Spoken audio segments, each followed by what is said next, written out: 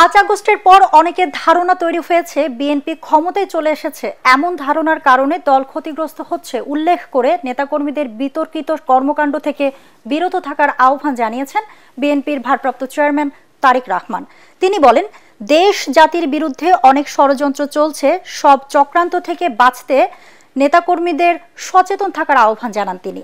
রাষ্ট্র কাঠামো মেরামতের 31 দফা ও জনসম্পৃক্তি শীর্ষক চট্টগ্রাম বিভাগীয় কর্মশালায় লন্ডন থেকে ভার্চুয়ালি যুক্ত হয়ে তিনি বলেন, জনগণের মধ্যে নেতিবাচক ধারণা তৈরি হয় এমন কাজ না করতে নেতাকর্মীদের কঠোর নির্দেশনা দেন তিনি। বিএনপির ক্ষমতায় দখল করতে চায়, মানুষের সমর্থন নিয়ে দেশ পরিচালনা করতে চায় বলে জানান তিনি।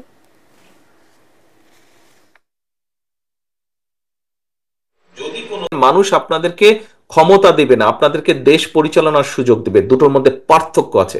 পার্থক্যটা বুঝতে হবে। ক্ষমতায় ছিল পলাতক স্বৈরাচার, ক্ষমতা ছাড়া কিচ্ছু বুঝতো না বলেই দেশের মানুষের জন্য কোনো কাজ করেনি। যদি আমাদের প্রধান রাজনৈতিক প্রতিপক্ষ থাকতো, মাঠে থাকতে পারতো, সেক্ষেত্রে নির্বাচন যতটুকু কঠিন হতো, আমি মনে করি নির্বাচন আগামী দিনে আরো কঠিন, তারা দুর্বল হয়ে যেতে আরো কঠিন। এখানে অনেক ষড়যন্ত্র চলছে এবং অনেক অদৃশ্য শক্তি আপনার বিরুদ্ধে কাজ করছে।